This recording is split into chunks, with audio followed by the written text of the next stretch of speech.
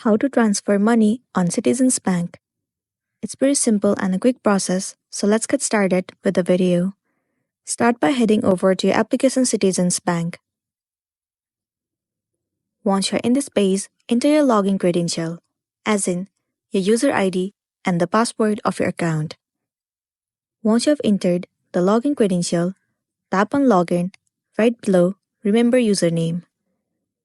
You will be logged into your specific account. Once you have been logged in, head over to Transfer at the bottom. And then select the amount that you want to transfer. Once you have selected, tap on Done. Now choose Transfer From, and then select the account which you want to transfer the money from. Let me choose the savings for now. Click on it.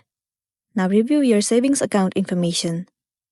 Also, you have to choose the account in which you want to transfer the amount. Once you have selected, enter all the detailed information and then tap on Confirm and Send. And there you go, the transfer has been scheduled.